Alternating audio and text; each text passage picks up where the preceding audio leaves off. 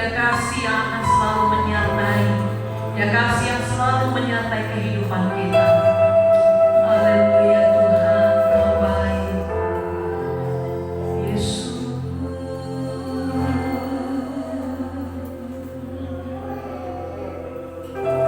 Haleluya. Haleluya Yesus. Kami sembah Engkau Tuhan.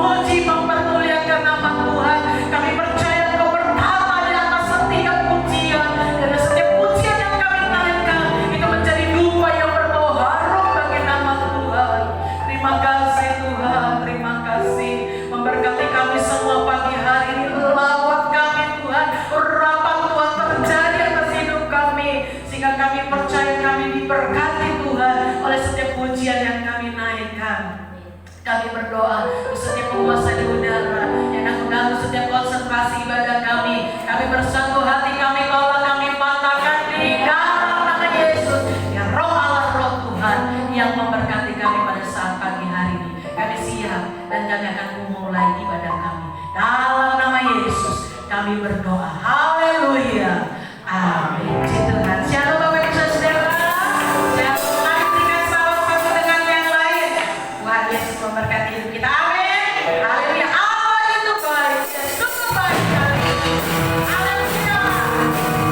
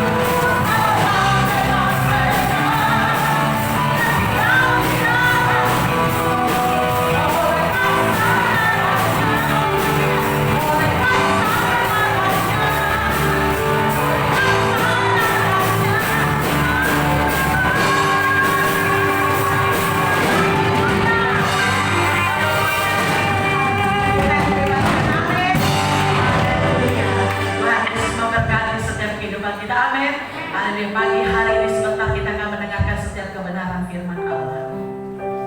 Tuhan sungguh ajaib, Tuhan sungguh luar biasa. Kasih Tuhan itu tetap abadi.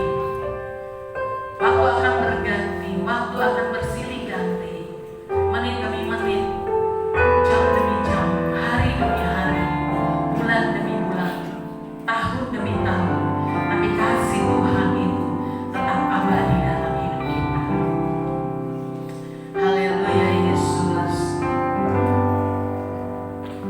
Musim akan selalu berganti,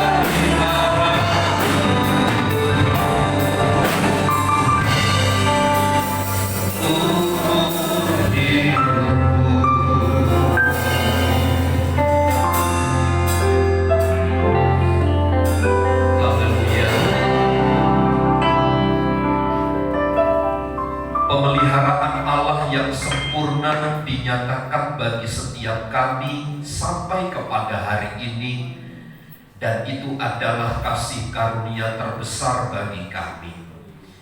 Itulah sebabnya setiap pujian dan penyembahan yang kami naikkan kepada Tuhan kiranya menjadi sebuah persembahan yang menyenangkan hati Tuhan. Dan saatnya kami akan mendengar berita firman-Mu yang menjadi makanan bagi tubuh rohani kami, menyehatkan, menguatkan kami, sampai kepada titik terakhir hidup kami tetap ada di dalam Tuhan. Pakailah hamba-Mu untuk menyampaikan berita firman Allah sehingga tepat sampai seperti yang Tuhan inginkan. Kami siap diberkati oleh firman-Mu di dalam dan demi nama Yesus. Setiap kita yang siap diberkati bersama katakan amin. Silakan duduk Bapak Ibu Saudara sekalian. Salam. Baik, puji Tuhan. Di dalam Injil Matius pasal yang ke-13 ayat 31 dan ayat 32 yang mengisahkan tentang perumpamaan biji sesawi. Mari kita membaca ayat ini bersama-sama, ayat 31 dan ayat 32 dari Injil Matius pasal yang ke-13. Dalam hitungan yang ketiga, mari sama-sama kita membaca ayat ini. 2, 3.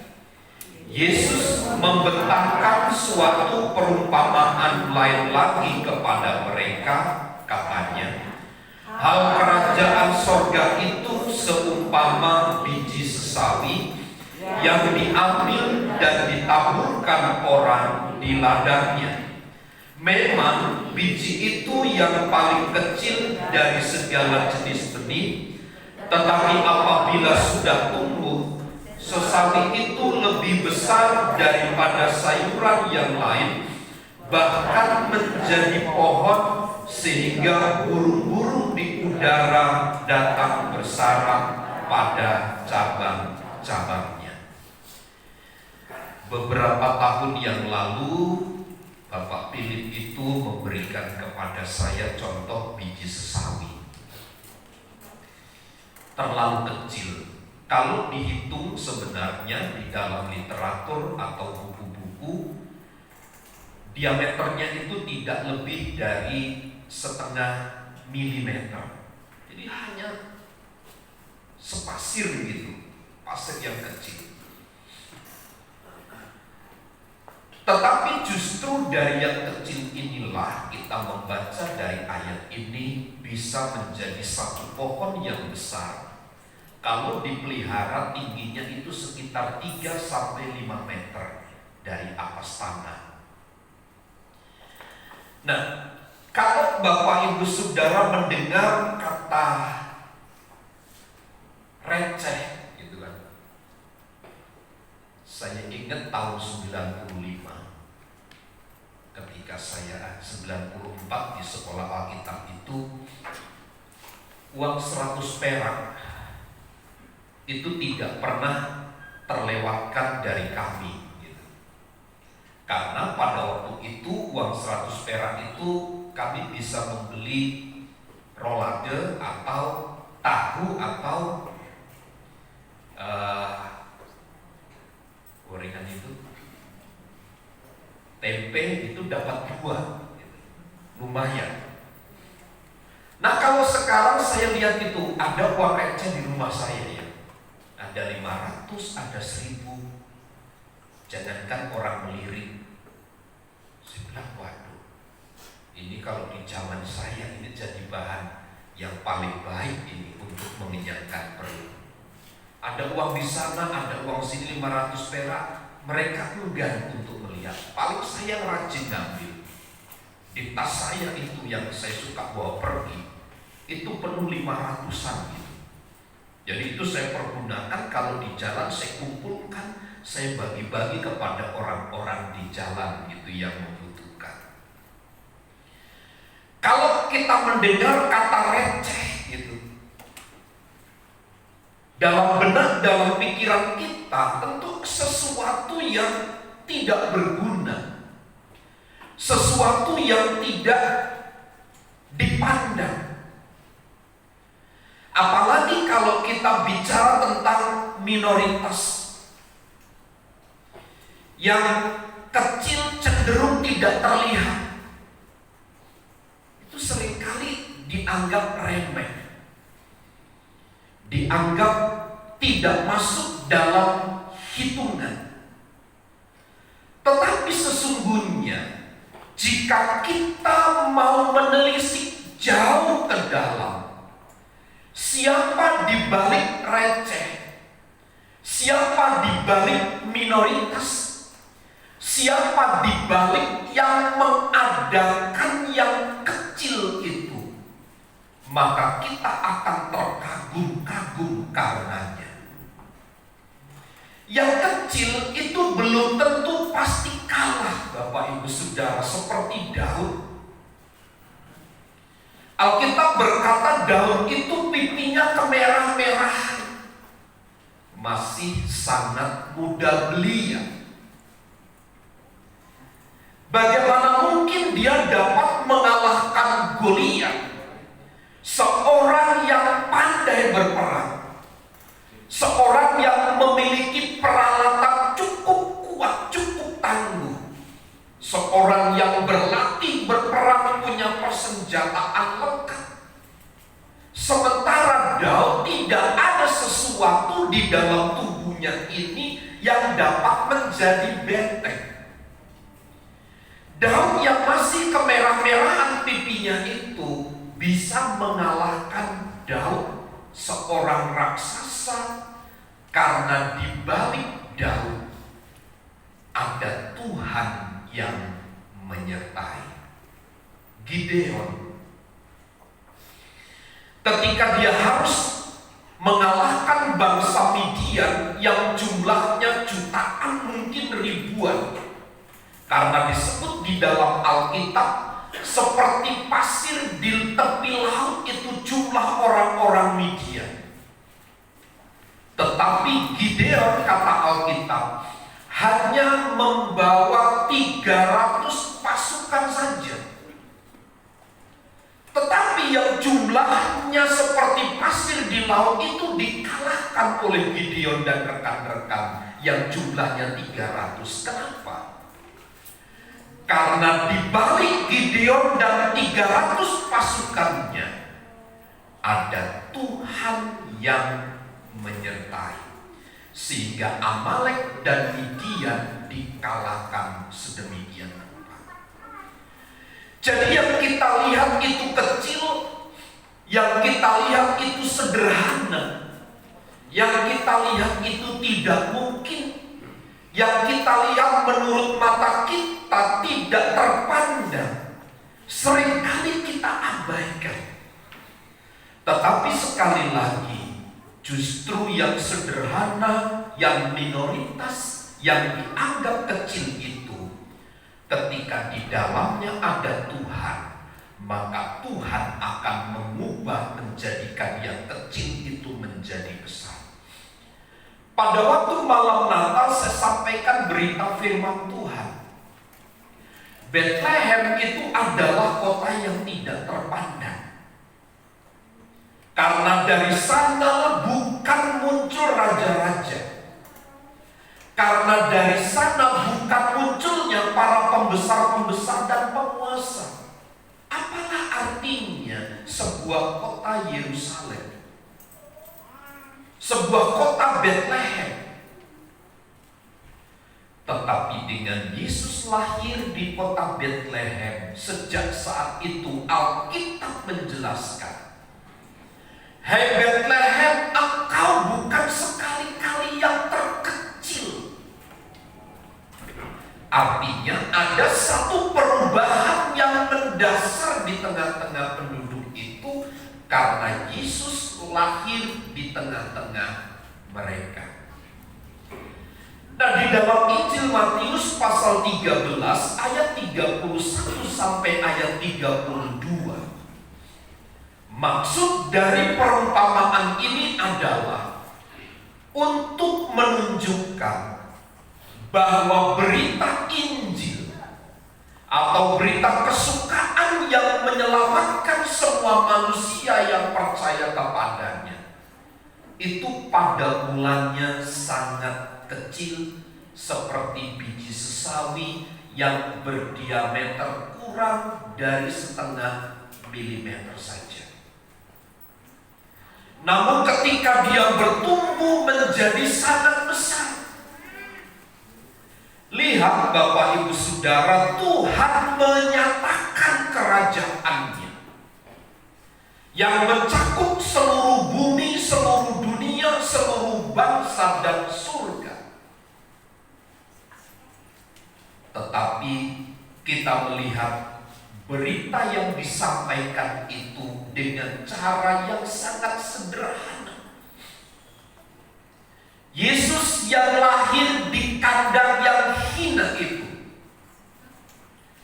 dan berita Injil tidak disampaikan oleh orang-orang besar, tapi oleh para penggembala, seorang yang tidak terpandang, oleh tukang kayu. Bapak Ibu Saudara, kita bisa menilai begini: berita Injil yang disampaikan, yang ditaburkan pertama-tama itu sangat kecil. Sangat kecil sekali oleh orang-orang yang sederhana juga.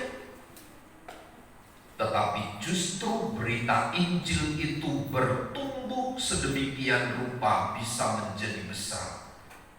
Bahkan kalau kita belajar dari pelayanan Tuhan Yesus, semua dimulai dari hal-hal yang sederhana. Semua dimulai dari hal-hal yang terkecil. Dia memakai para nelayan, dia memakai orang-orang yang sederhana, orang-orang yang tulus hatinya, orang-orang yang memiliki kasih yang murni kepada Tuhan. Orang-orang demikianlah yang dipakai untuk menyatakan kerajaannya di muka bumi. Namun Bapak Ibu Saudara, berita Injil yang kecil, yang sederhana itu akan bertumbuh menjadi besar.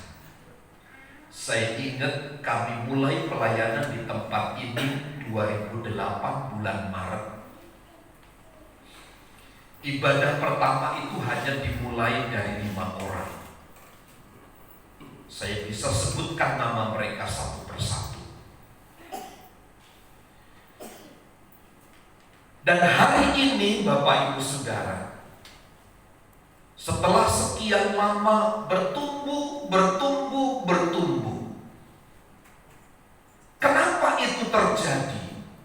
Saya mempercayai kerajaan Allah, berita firman Allah yang ditaburkan itu akan menjadi berkembang besar seperti pohon, seperti biji sesawi, jika tumbuh bisa menjadi besar. Bahkan bisa burung-burung bersarang di atasnya. Pertanyaannya, siapakah yang memperhatikan hal-hal yang sederhana? Sulit kita mendapati orang yang bisa melihat jauh tentang kesederhanaan ini.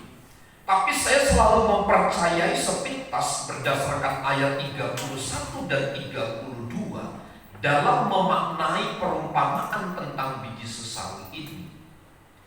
Kalau saja kita dapat memperhatikan hal-hal yang kecil, di mana di dalamnya ada daya tumbuh yang dahsyat. Kalau kita terlibat di dalamnya, saya percaya kita akan ditunjukkan hal-hal yang besar. Barang siapa setia dengan perkara-perkara yang kecil, hal-hal yang sederhana, Tuhan akan mempercayakan kepada mereka hal-hal yang besar. Kalau kita melihat pertumbuhan kerajaan Allah, Injil di dalam dunia, di diwarnai oleh proses yang begitu menyakitkan. Dalam kitab Kisah Para Rasul kita dapat belajar peristiwa itu. Bagaimana Injil diberitakan dan tumbuh di dalam hati orang-orang percaya. Orang-orang percaya pertumbuhannya tidak cepat, tetapi perlahan, tapi pasti pertumbuhannya. Seiring dengan penganiayaan, seiring dengan kesulitan, seiring dengan masalah yang selalu menekan mereka. Tetapi ini adalah merupakan hal-hal yang kemudian dapat menumbuhkan mereka. Ingat Bapak Ibu Saudara, pada waktu pertama kali kita datang beribadah kepada Tuhan, mengenal Tuhan, ada terus proses yang harus kita lalui, yang kita alami. Kita semakin kuat, semakin mempercayai Tuhan dan seterusnya. Sekali lagi, biji sesawi yang paling kecil sekalipun dari jenisnya bisa bertumbuh kalau dia bertumbuh menjadi sesuatu yang besar. Kerajaan Mesias di dunia ini yang ada saat itu sedang didirikan hanyalah merupakan sebuah sosok yang kecil. Kristus, para rasul, para murid, jika kita bandingkan dengan para penguasa yang berkuasa pada waktu itu, maka berita Injil itu kelihatannya sama seperti biji sesawi yang kecil, yang tidak dapat dilihat oleh kasat mata, dianggap remeh, dipandang sebelah mata, hanyalah merupakan hari-hari yang menyakitkan, hari-hari yang tidak terpandang, hanya peristiwa-peristiwa sederhana, peristiwa-peristiwa kecil, atau mungkin seperti pernyataan Yesaya dalam Yesaya pasal 40 ayat yang ke-11. Hanya seperti sebuah bulu yang goyah yang diterpa angin kian kemari. Seperti seorang gembala, ia menggembalakan kawanan ternaknya dan menghimpunkannya dengan tangannya. Anak-anak domba di pangkunya, induk-induk domba dituntunnya dengan hati-hati. Orang-orang yang pertama yang mendengar berita Injil, orang-orang yang baru percaya itu, seperti anak-anak domba yang harus ada di dalam pangkuan para gembala. Ini menunjukkan betapa rentan, betapa kecilnya benih yang tumbuh di dalam hati orang percaya. Tetapi kalau benih firman Allah itu tumbuh, dia akan menjadi kuat. Lihat saja Bapak Ibu Saudara nanti di rumah ya, di Google ketik saja kematian 12 murid Yesus. Kematiannya sangat mengerikan. Ada yang disalib terbalik Petrus, ada yang digergaji, ada yang dipotong, ada yang mati dibunuh. Apa yang memberikan kekuatan sampai mereka kepada titik terendah dari hidup yang sepertinya dipermalukan, dianggap hina itu? Tidak lain adalah benih firman Allah itu yang telah bertumbuh, meskipun harus menghadapi keluhan, menghadapi himpitan, menghadapi tantangan hidup yang berat, yang hampir tidak terlihat di mata orang dunia ini. Tetapi jika menjadi bertumbuh di dalam hidup, maka itu akan menjadi sesuatu yang menakutkan, menjadi sesuatu yang begitu kuat. Nah, Bapak Ibu Saudara, Injil, berita firman Allah yang kita dengar itu tidak akan pernah hilang dari hidup kita.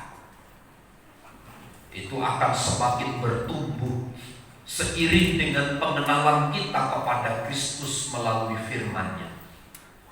Kita akan semakin mengenal, kita akan semakin membangun, kita akan semakin tahu. Dan dari kita tahu mengerti dari firman Allah itulah, seiring dengan pertumbuhan tahu dan mengerti dari firman itu, kita mengalami satu proses pertumbuhan dari hari ke hari. Dulu mungkin kita boleh menjadi orang yang garang, menjadi orang yang ditakuti oleh banyak orang. Tapi karena kita mendengar berita Injil Yesus Kristus, bukan masalah berani atau tidak berani, sekarang kita lebih menghargai sesama. Dulu menyelesaikan masalah mempergunakan tangan, tendang, pukul, dan seterusnya. Sampai Dian Piscesa menyanyikan lagunya, ya. Gelas-gelas kaca. Untuk apa? Merespon begitu. Sekarang ketika kita bertumbuh, hati kita penuh cinta kasih.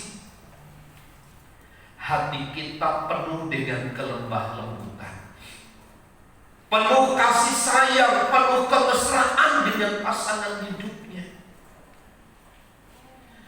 Nah, inilah pertumbuhan-pertumbuhan yang harus tumbuh di dalam hidup kita. Mungkin hari ini kita masih mengalami proses itu yang menyakitkan. Ada keluhan-keluhan yang tidak terucapkan selalu muncul di dalam hidup kita. Ingat, di dalam pertumbuhan itu, dia seperti anak-anak domba yang dipangku oleh gembala. Kita dituntun ke rumput yang hijau, diberikan air yang tenang. Maksudnya apa? Supaya kita menjadi bertumbuh dari hari ke hari. Disiram terus oleh berita firman Allah. Peristiwa COVID-19 adalah peristiwa yang begitu mengenaskan. Adalah peristiwa atau masa kelam di dalam sejarah gereja. Berapa banyak sampai hari ini ada gereja yang belum buka, Bapak Ibu Saudara, ibadahnya? Pertanyaannya, kemana jiwa-jiwa itu sekarang? Syukur kalau mungkin beralih ke gereja lain yang mengadakan ibadah. Tapi bagaimana kalau hati mereka tidak disirami oleh firman Tuhan? Mereka akan semakin merusut, semakin surut. Mereka akan semakin kerdil pemahamannya dari firman Tuhan. Karena apa? Tidak disiram. Kami punya tanaman di depan. Ada pohon jambu di depan itu yang masih ada di dalam pot. Kalau sehari kena panas tidak disiram, besoknya pasti layu. Jadi saya harus rajin-rajin pagi dan sore menyiram pohon itu. Supaya apa? Dia tetap bertumbuh. Dia tetap bertumbuh menjadi besar. Seumpama begini Bapak Ibu Saudara, kita dalam satu hari biasanya kita makan 3 kali. Tapi oleh karena satu dan lain hal, kita hanya mengkonsumsi makanan hanya 1 kali. COVID-19 dimungkinkan kita hanya beribadah 1 minggu 1 kali. Itu pun hanya 1 jam. Karenanya Bapak Ibu Saudara, ada banyak alasan kita tidak datang karena takut COVID dan seterusnya. Kita hanya diberi makan 1 minggu 1 kali. Kita disiram oleh firman Tuhan 1 minggu 1 kali. Itu pun waktu 1 jam tidak maksimal. Ada HP, kita punya HP, begitu terus ya. Lalu pikiran kita melayang kemana-mana, belum memikirkan hal-hal yang lain. Cara bertumbuh bagaimana yang baik jika posisi hidup kita demikian. Itulah sebabnya benih harus terus disiram setiap hari. Hidup kita harus diisi terus oleh firman Allah supaya kita bertumbuh dengan maksimal.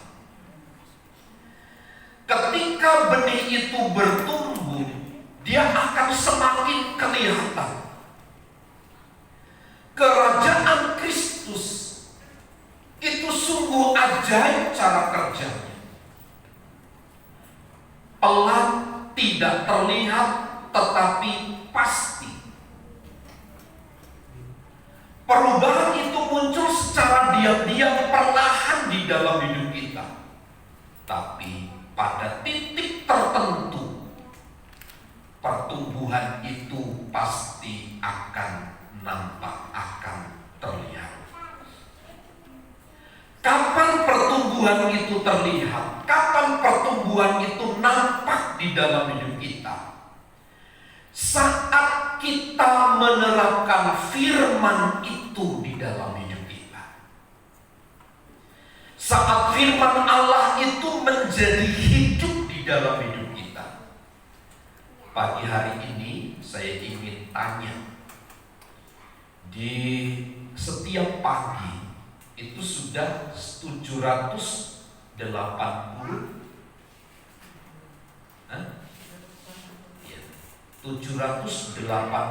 renungan yang saya upload di grup GPIA Permata Allah. Jujur-jujuran Bapak Ibu Saudara, kadang saya upload jam 4 pagi, saya upload jam 5, paling lambat setengah 6. Berapa banyak di antara kita yang mendengar renungan 5 menit itu?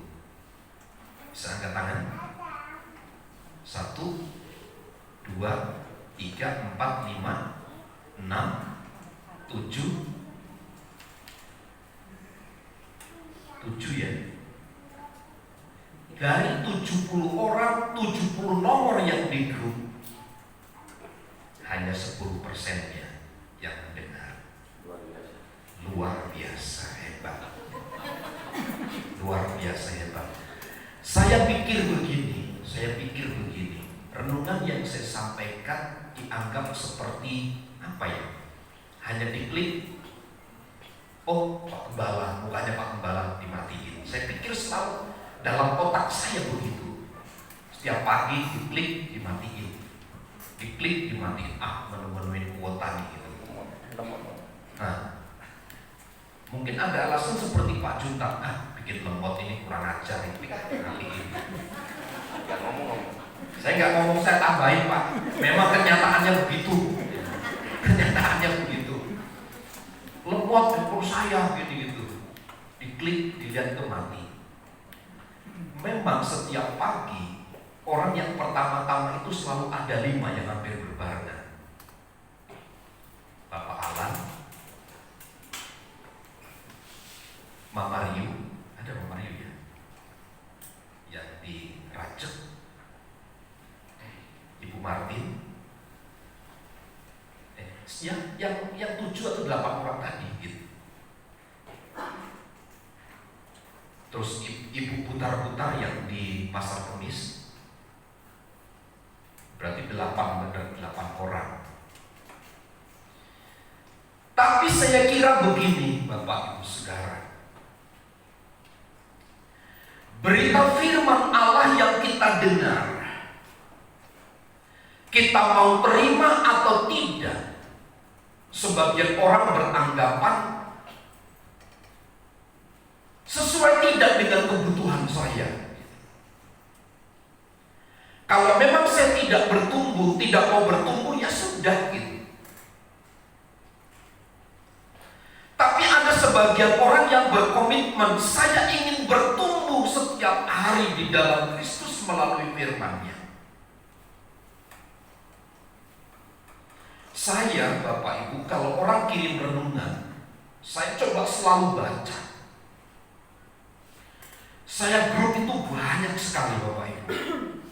Grup pendeta-pendeta itu banyak. Nah, setiap pagi mereka mengirim renungan gitu. Kadang sampai 10, saya baca 10-10-nya. Dengan tujuan apa sih?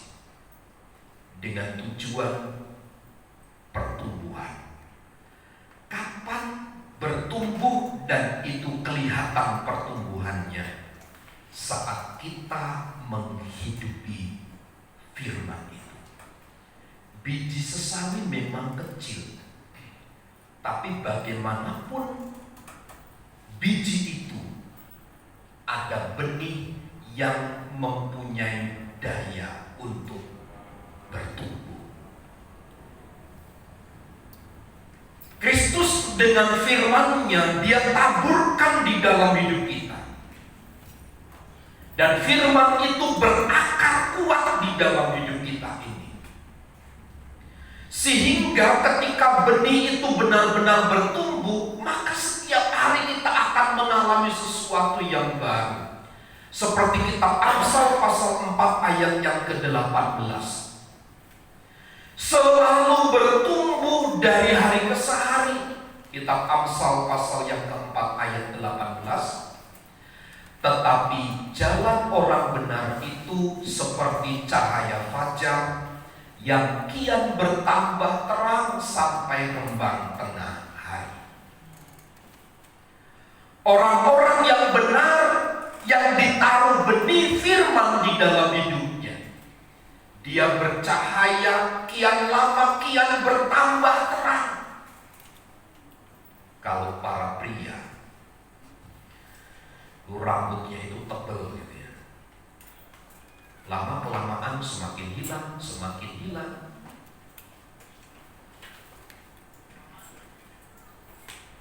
mengalami sesuatu pengurangan gitu.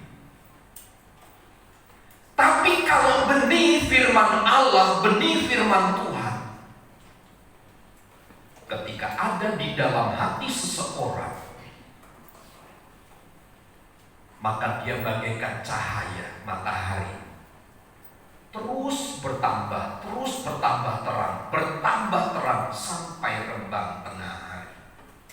Dia terus memaksimalkan hidupnya, memaksimalkan cahaya, semakin terang dan seterusnya.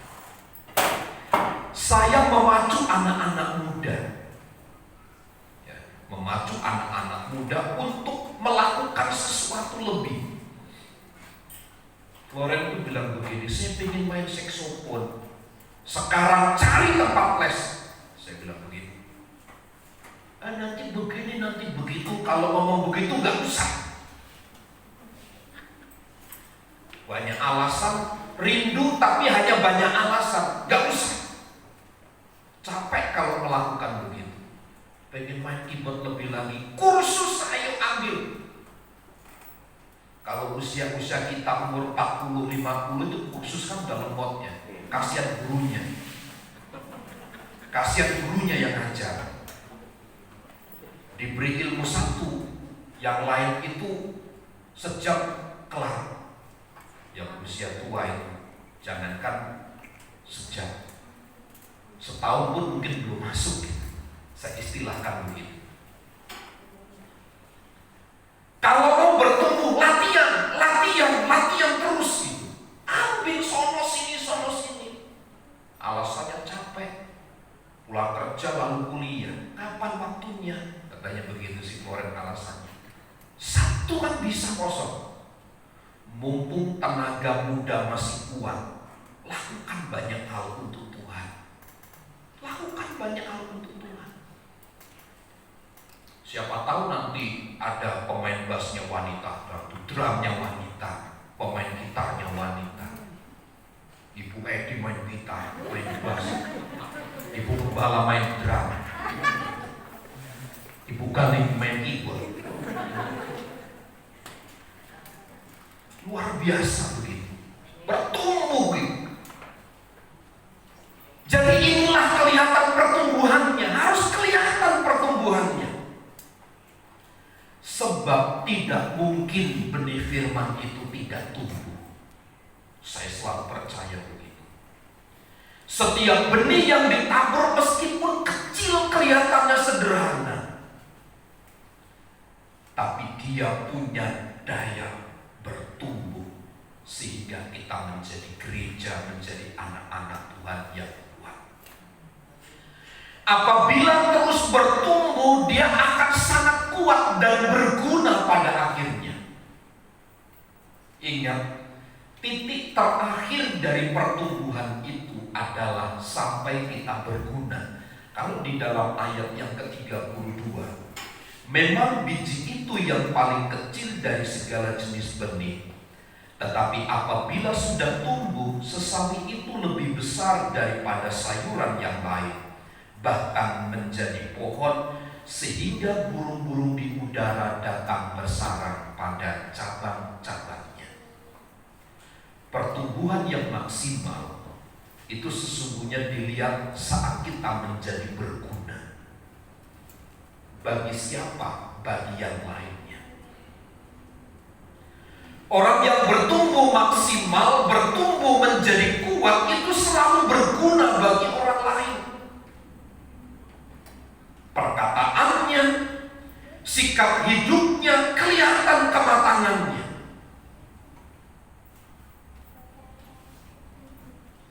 Dalam respon, di dalam melihat, di dalam bertindak, kelihatan sekali itu. Berguna bagi orang lain. Dia ada berkat, berguna bagi orang lain. Dia diberikan satu kepercayaan oleh Tuhan. Kepercayaan itu berguna bagi orang lain. Dan jangan pernah tawar hati ketika kita berkata, kepercayaan apa yang diberikan kepada saya? Kemampuan apa yang saya miliki? Menurut saya, semua orang Tuhan percayakan pada kapasitasnya masing-masing. Saya tidak bisa seperti Bapak Martin. Saya tidak bisa seperti Bapak Husin. Saya tidak bisa seperti Opa yang di belakang. Tapi kita bisa masing-masing. Saya bisa mengerjakan bagian saya. Bapak, Ibu, Saudara bisa mengerjakan bagian masing-masing. Itu artinya benih bertumbuh dan sangat berguna bagi orang lain. Hari ini benih yang telah ditaburkan di dalam hidup kita, firman Allah yang ditaburkan setiap hari di dalam hidup kita ini, dia punya daya juang untuk bertumbuh. Dan kita tinggal memaksimalkan pertumbuhan dan membuktikan kepada dunia, membuktikan kepada orang lain bahwa benih yang kecil seperti biji sesawi itu bisa berdampak, punya daya ledak, punya kekuatan, punya kemampuan, sehingga berguna bagi orang-orang yang ada di sekitar kita. Itu adalah titik terakhir dari sebuah pertumbuhan, berguna bagi sesamanya. Gereja itu seperti pohon yang bisa dijadikan bagi sarang-sarang burung, di mana umat Allah yang datang itu mendapatkan makanan, bisa beristirahat, bisa berteduh, bisa berlindung dengan nyaman di atas sebuah pohon. Itulah tujuan akhir dari benih.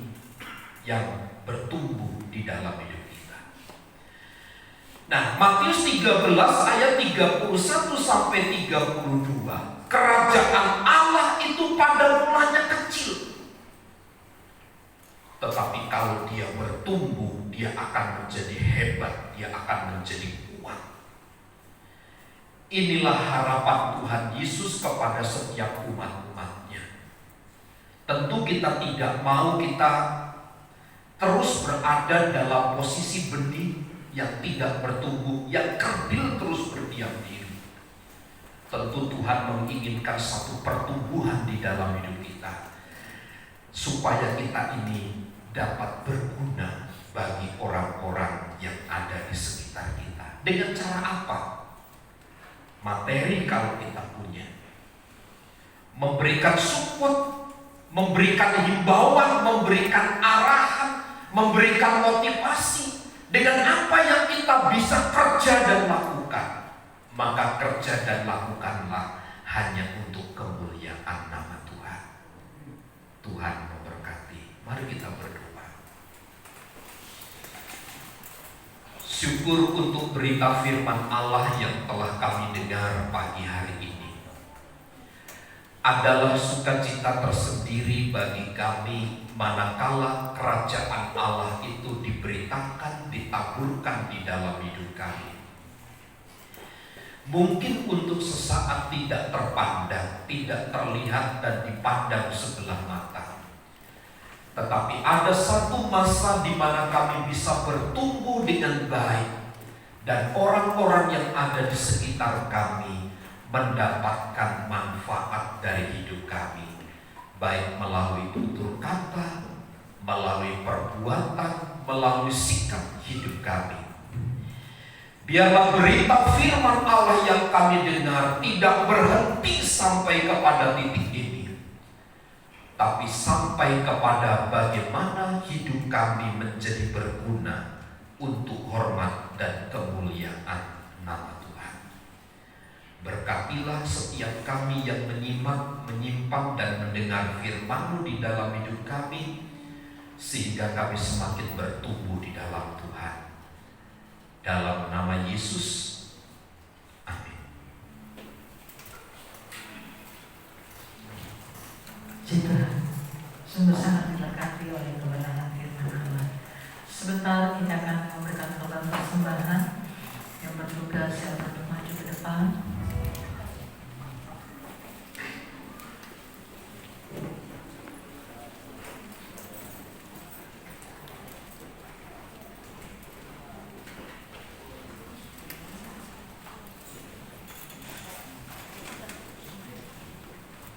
Mari kita bersatu dalam doa. Kami sungguh bersyukur kepadamu Tuhan pada saat pagi hari ini, bahwa Tuhan yang begitu baik, Tuhan yang begitu luar biasa, kasih setia Tuhan terus menyertai hidup kami. Di bawah waktunya kami memberikan korban persembahan. Tuhan memberkati setiap tangan-tangan yang memberikan. Kami percaya Tuhan memberkati usaha kami, pekerjaan kami, rumah tangga, bahkan kesehatan kami. Dan kami biarlah persembahan kami yang kami berikan bagi Tuhan menopang pelayanan pekerjaan Tuhan, memperluas pelayanan pekerjaan Tuhan di tempat ini. Di dalam nama Tuhan Yesus, kami akan memberikan yang terbaik bagi Tuhan. Haleluya. Amin. Amen.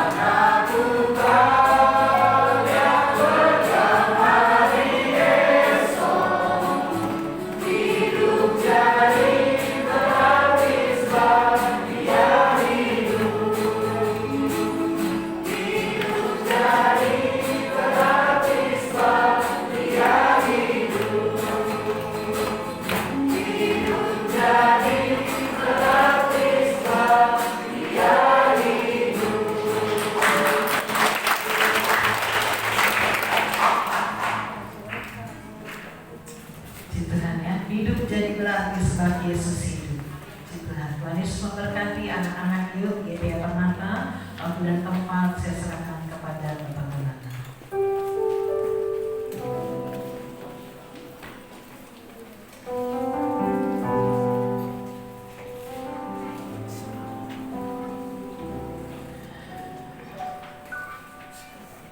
Diucapkan selamat ulang tahun kepada Bapak Alan Naibaho tanggal 28 Januari. Kemudian selamat ulang tahun kepada Saudara Felix Fernando Oro hari ini tanggal 29. Dan besok Saudari Erika Felicia Oro tanggal 30. Dan anak Jessica Camelia besok ulang tahun. Kiranya Tuhan Yesus memberkati. Setelah ibadah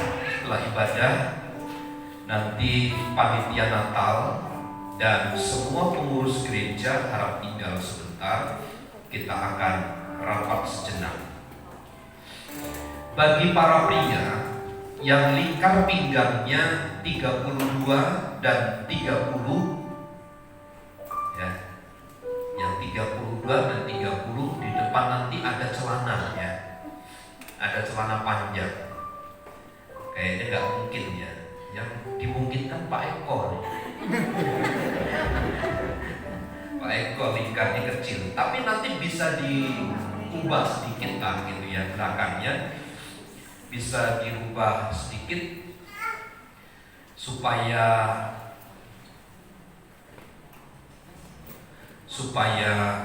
bisa kepake. Saya juga sama, saya ubah belakangnya Bapak Ibu, nggak muat. Saya 34 tapi dapatnya 32. Kegedean ya. Bapak Jutang 23 ya. Puji Tuhan, luar biasa. Nanti para pria bisa, nanti tolong Yosi taruh di depan situ di kursi ya. Bapak-bapaknya biar pilih. Satu orang satu aja, sama anak muda boleh ya.